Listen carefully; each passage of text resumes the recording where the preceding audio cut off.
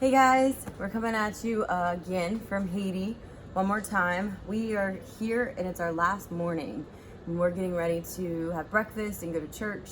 But again, we wanted to jump on here. The Lord had prompted us to tell or share one more video with you guys about what occurred this week. So we've had 3 days of serving that's happened since our last video.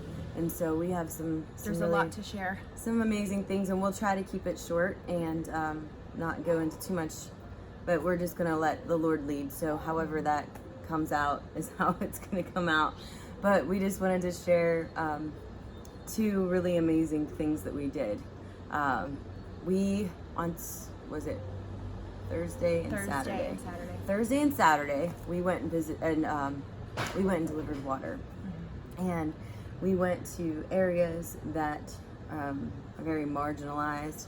There's not a lot of access to resources in those areas, mm-hmm. Water being one of them. And with Healing Haiti, the organization we're with, they have teams that come down on short-term mission trips, and they give us an opportunity to take clean water to them. So they, all the individuals in these areas, these little districts, they call them, they gather with buckets and 5-gallon buckets, bins, anything that they can put water mm-hmm. in, and we head there with a water truck, and we are able to distribute the water to them. They stand in line, and there's a hose that comes out of the water truck, yeah. And you form a line and you hold the hose, mm-hmm. and you try to keep it orderly. And have them stand in line with their buckets, yeah. And then it starts filling one at a time, and you're moving the buckets out of the way. Yeah.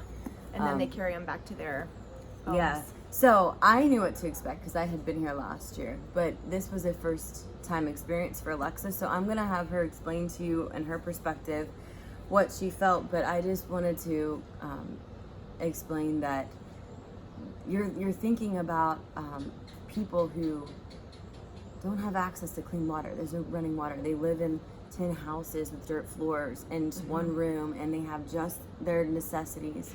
And if that. Yeah, and you know, you're delivering water for them to be able to drink with, to be able to wash with, to be able to cook with. Mm-hmm. And it's a very powerful experience. And so I'm going to explain, or Alexa, you can go ahead and explain how you felt and what you've, experienced there. Water truck day was really hard.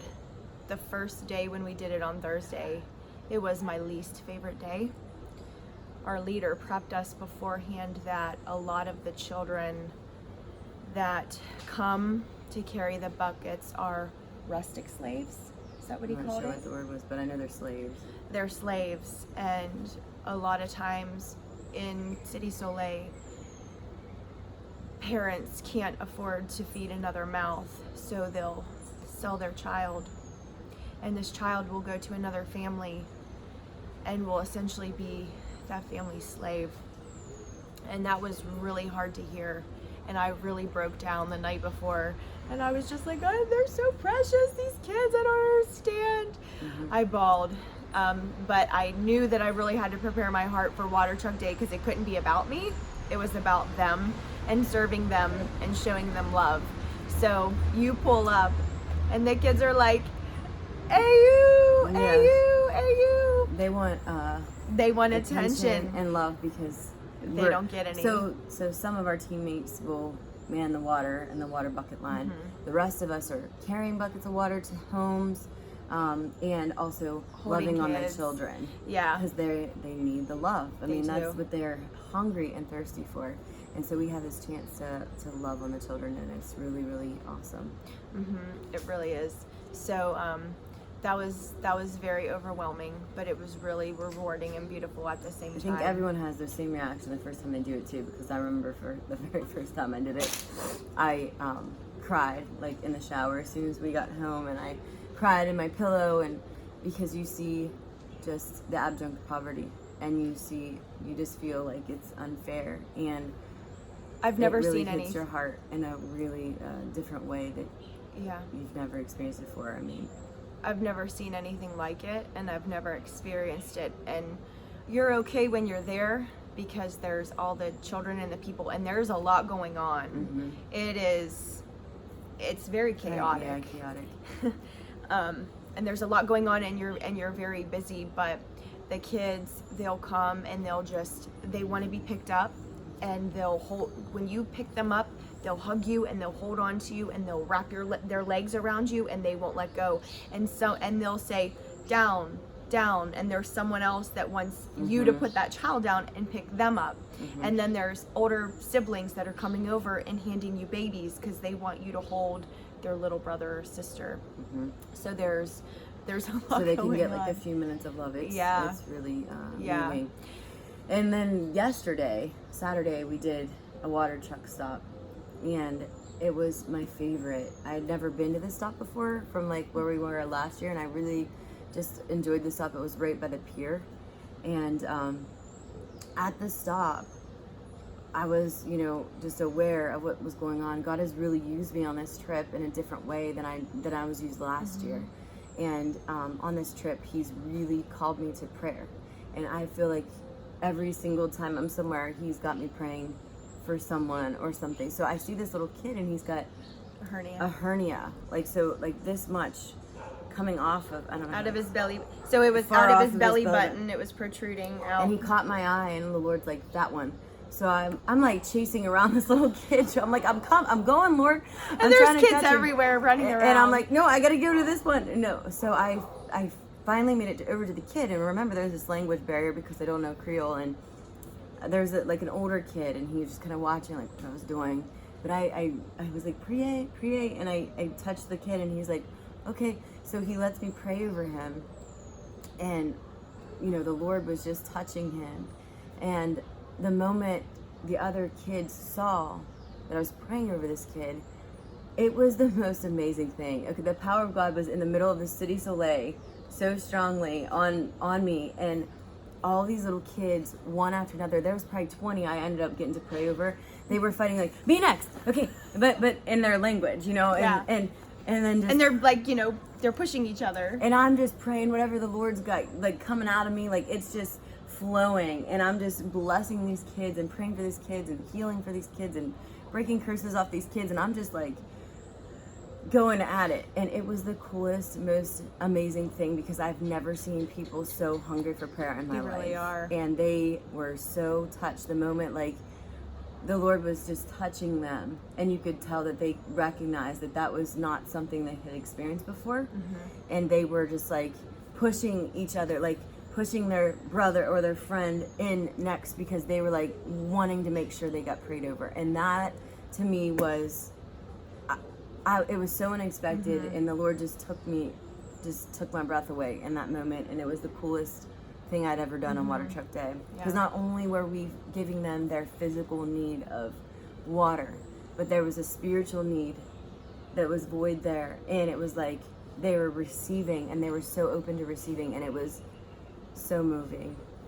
Yeah. So go ahead, and if you want to talk about what Healing Haiti's doing that really took you away, like as far as kind of continue on whatever else you want to talk about with Water Truck Day and then what you saw. So first, I just want to touch on the experience of after Water Truck Day, because the first day I did it, I didn't know what to think. You're very almost uncomfortable seeing that because you feel almost this overwhelming sense of guilt. When we got back, I was just kind of like, I just broke down when we got back, because I'm like, here I am in this clean and safe home, taking a shower, getting ready to eat a prepared meal, and they're still there. And that was really hard to know that they live in those conditions every day, and they don't get a break from it either. And yeah, they don't have anything to compare it to, and that's just the way they live. But they also have a lot of joy. But a little bit more about City Soleil. It's the second poorest, or maybe first or second poorest slum in the Western Hemisphere, and God is on the move there. And I was so touched because God uses unlikely places and unlikely people for His glory. there is a long-term missionary here, and she was just talking about how the Spirit of God is everywhere and so on the move in City Soleil. You can feel the atmosphere between the unseen realm and the physical realm. It's just like a thin atmosphere. Like you can just feel him God here. Everywhere. His presence is just everywhere here. And in City Soleil, they built a medical clinic and basically a school that's in a pod.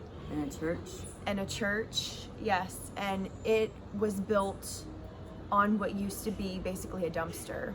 There was 50 feet of trash, 50 foot high. There were dead bodies in there.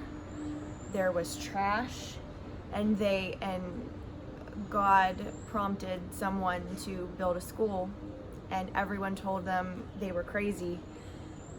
And they're like, no one wants to care for these people, because even people from Haiti are like, people from Haiti Soleil, like, no. don't want to go there. There's gangs, and people don't want to go there, so these people don't have the resources or the people that are willing to help them, basically. And God knew their need, and he prompted someone, and someone gave him their yes. Yep. And look what happened. What used to be 50 feet of trash is now a church and a medical clinic and a school, and it's just so beautiful to see how God gave beauty from ashes and how he orchestrated that, because he knew how much the people of City Soleil needed it. And I was just amazed by that. And we kind of were walking around the church afterwards, and there's trash everywhere. There was pigs roaming through the trash, and it was a very unlikely sight. And I look down and I see this beautiful flower blooming out of all that trash, and it just really confirmed to me how God is very present in those places. That's beautiful. Yes. So that was our water truck experience, and so then we also wanted to touch upon something else that ended up being favorite? Was my favorite day, your favorite day. Oh, okay, so that was on Friday. So we went also, Healing Haiti has built a village in Titanien. It's a small village, or like not a village, but like a whole, a village. It's like a little... It's a clinic, a school, an orphanage, and a church, and a bakery, and a restaurant. So they've been doing so much. I mean, God is moving and blessing this whole organization, and it's just so amazing to see, because even with me being here last year, just seeing how much the progression has happened in just a year, like it's so amazing to be part of something like this. So anyways, we visit the village and we play with the kids, love on them. And they do, because they're just wanting that touch and that attention. But one thing that we do when we're out in Titanien is we visit the elders, and we wash their feet, we rub their arms and hands with lotion, and paint their nails, and pray for them, and ask them if they have any prayer requests. And we also sing, and we had 2 people with guitars. So last year we didn't have anything like that, but this year we did. So we were worshiping, and there was something about it. Like, we go and visit these individual houses, and they'll have their kids or their grandkids or it was very others intimate around. It's because they're family and they're just close. It's very intimate, and we're playing songs, and we're singing and just worshiping the Lord, and you could feel him so mighty. And then they ask if there's any prayer requests. Like I said, God really, I didn't know how he was going to use me on this trip, and I'm so incredibly humbled with what he did when we were with the elders. So the first house we go to, we visit this woman, and we're asking her if she has any prayer requests. The Lord's like, ask her if she has any kids. And I said, okay, how many kids do you have? We have a translator because we don't speak Creole. And she says she has 4, and that she has a prayer request for her granddaughter who's really sick. And she said that she's in the house. And right away, the Lord starts quickening my spirit so crazy, so fast. I feel like he's just gonna completely just jump out of me. Like, the Spirit of God was so strong. And I was like, I know I'm supposed to go touch this child. And I'm sitting there, I'm like, Lord, what's going on? And in my head, I'm praying to him, and he's saying, go inside, lay hands on that child. And so I'm like, can I go in your house? Like, I'm asking, can I go inside? Like, because they're like, no, we'll just pray for her. I was like, no, I have to go lay hands on this child. And she's like, she was kind. She was like, yes, go inside. I went inside, you guys. I didn't know what I was walking into, what to expect. There were 3 of us in there. You want to talk about being totally wrecked for the Lord? This is one of those moments. This woman had this girl. She was probably like a teenager. Yeah.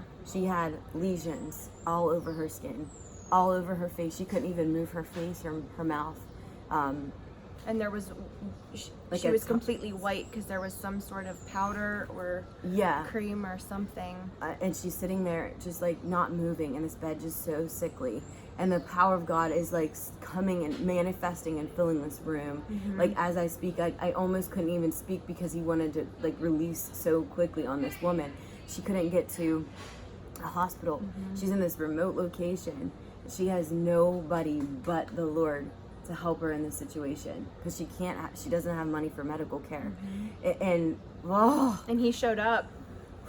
This is why there's just nothing like the power of God. There's nothing like the love of God to reach somebody in the most unlikely place. Okay, so we go in there, and all of a sudden, I was like, I don't even know what disease she has, but I'm grabbing her hand, I'm touching her, and I was like, the Lord is going to protect this because he's just wanting someone to go in and do this. So I go in without a thought or hesitation. I just grab this girl. And the Lord starts manifesting his power the moment I touch her. And when he calls me to healing, he completely takes over my body. And so when the power of God starts releasing, it completely like shakes my body. When he's like, it's like he's touching from heaven, firing down, like the heavens coming down, and just like infilling this girl, like from me to her, like an electric. It's like he shakes me, and then when he's done, he like boom, and it like comes off. And then I'm like calm again. But so as soon as I started to touch this girl, this starts happening, and I can feel all the love for her. Like he is overwhelming me with with all this love, and I'm praying, and he's just like, open your mouth, and he just starts praying all of this over this girl, and it's one of those moments that you can't even believe it just happened through you. And you're just like shocked by the situation. I in that moment I was so overwhelmed at what just like happened.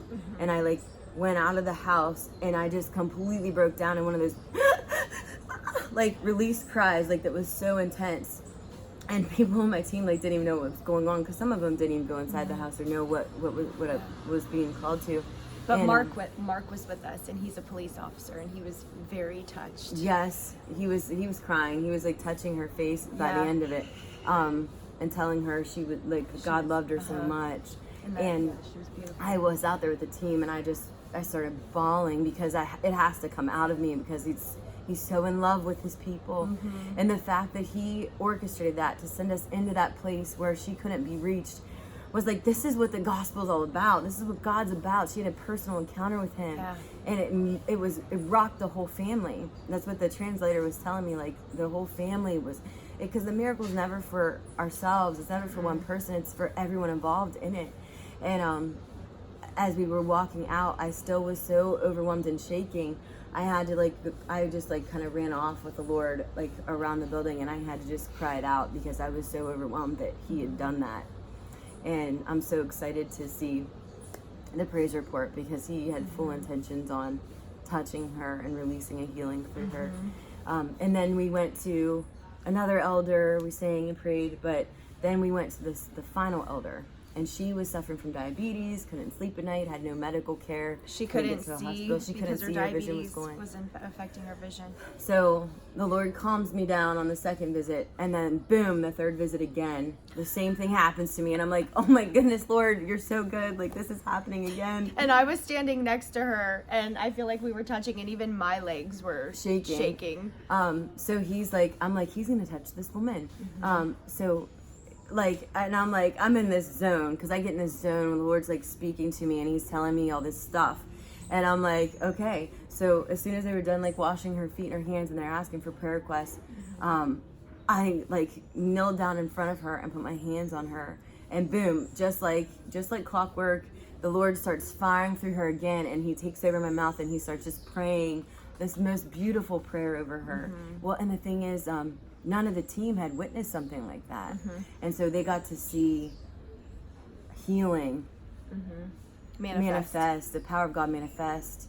And they were just all moved. I mean, she had she tears, felt the power of God. She, Valerie, the translator's like, yeah, that was really good. Like Valerie. He didn't know what to Like, expect what? either, but he was like, he's telling the driver about it. It was just so neat. And again, it's nothing I'm doing. I'm just literally the vessel, and I just say yes.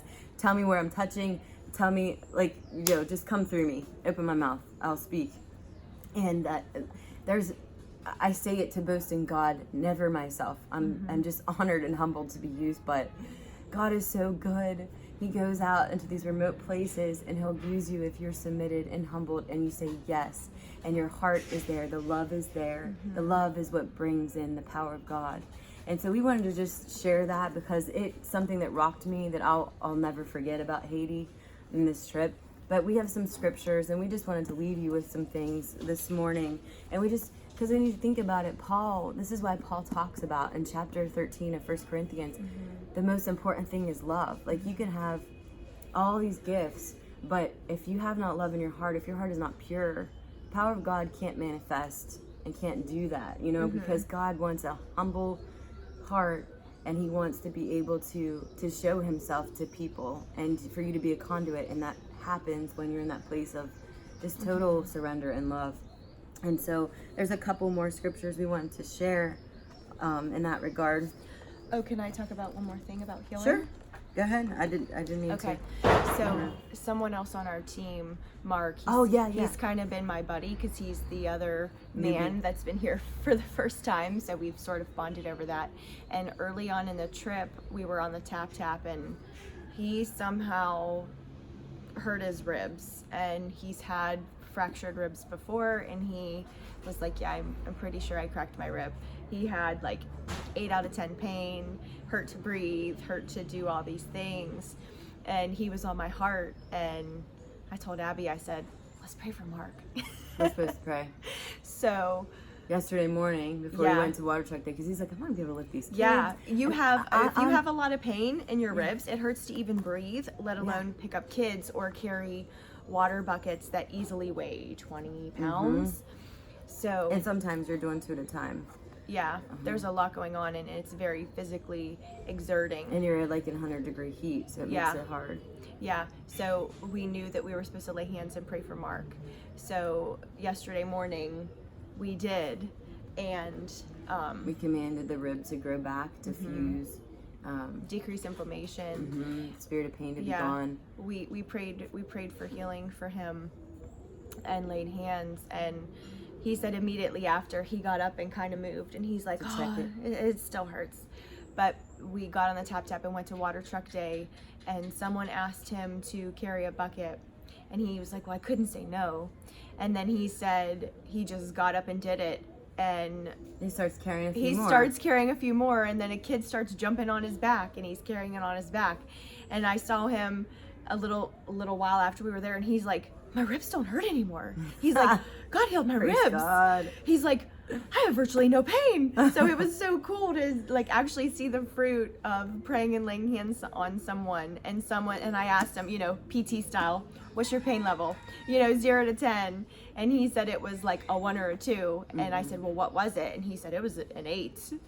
So that was really cool. We were like, sometimes God will do an instant miracle, and you'll see that, but then there's a progressive, or he's working it and you don't realize he is, and until all of a sudden you're like, wait a minute, I don't hurt anymore. Yeah, you're like, wait, I couldn't do that before, I can do that now. Okay. That's just it's just been so powerful. God is really cool, guys. And he's just been wrecking so many of the team members. They're growing, the walls came tumbling down.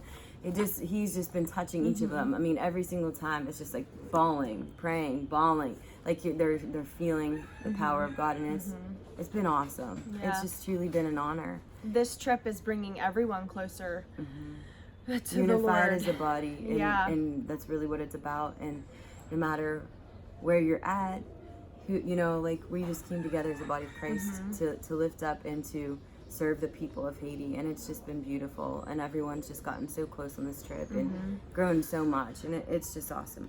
But I want you to read John 11:4 for the healing. So when we think about healing, you know, the Lord gave you this really good verse, and I want to have you read it. So the background for this verse is Lazarus is sick, and you know, Jesus loved Lazarus. So 11 in John chapter 11 verse 4. When he heard this, Jesus said, "The sickness will not end in death. No, it is for God's glory, so that God's Son may be glorified through it." And everything, God has been so glorified on this trip, and it's been so cool to see God move and touch the hearts of the teammates and of the people of Haiti that we were able to serve for him. So I also wanted to talk about John 13:34. I'm going to have you read that, because we were talking about love and how Paul talks about love, and love brings in the power of God, the ability to serve people. I mean, everything comes out of love, right? So John 13:34. Okay. "A new command I give you, love one another as I have loved you, so you must love one another. By this, everyone will know that you are my disciples, if you love one another." And then I also want you to read 1 John 4:16 through 18.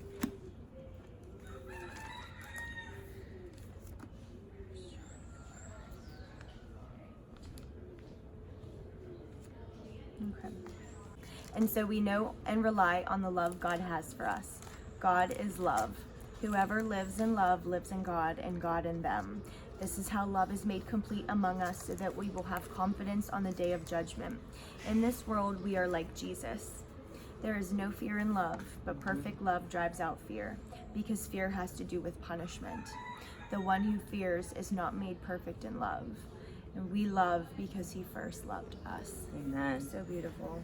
And then I wanted to highlight one more verse on just simple acts of obedience, and Galatians 5:13 through 14. And God needs your yes, and he needs you to be in tune and to know when it is that he's prompting you to do something, and then great things can come out of it. So I wanted to read Galatians 5:13 through 14. "You, my brothers and sisters, were called to be free, and in no bondage, no spiritual bondage. But do not use your freedom to indulge the flesh. Rather, serve one another humbly in love. For the entire law is fulfilled in keeping this one command: love your neighbor as yourself." And if anything, the Lord has taught us that with the team and with the people of Haiti, and to just put each other first, and to put our fleshly desires, things that we may not want to do or think that immediately we want to do. It's like all that went away. It all goes away when you're led by him, and you're just wanting to walk in that place of love and of service to one another. And to finally end this video, we want to share one of the scriptures that we did during devotionals when we talked together as a team. It's and you guys might remember or know this from the word, but this the story about the least of these. And it's in Matthew 25, and starts with verse 35, and it says, "For I was hungry, and you gave me something to eat. I was thirsty, and you gave me something to drink." And all of this is so fitting. It's like so fitting and so tangibly, it's like exactly what we did. And he said, "I was a stranger, and you invited me in. I needed clothes, and you clothed me. I was sick, and you looked after me. I was in prison, and you came to visit me." Prison physically, or prison spiritually. And then the righteous will answer him, "Lord, when did we see you hungry and feed you, or thirsty and give you something to drink? When did we see you a stranger and invite you in, or needing clothes and clothe you? When did we see you sick or in prison and go to visit you?" The king will reply, "Truly I tell you, whatever you did for one of the least of these brothers and sisters of mine, you did for me." And I have the chills right now. It's just so powerful, because it's truly what what he's calling us to do is to look out for our brothers and sisters. And to be here, it was such an honor that he called us here and that we actually got to do that. And we look forward to more opportunities to do that. And we're just so, our heart and our cup is like overflowing. So we just, we thank you for all the prayers, all the financial support that was given to us from different donors. We truly appreciate every single thing. And so now we're gonna go have breakfast, and we get to go to a Creole church service. And so we're excited to worship with the Haitians, and then we get to go spend the day at the beach as our last day as a team. So again, we just thank you for listening and following, and just for all the support.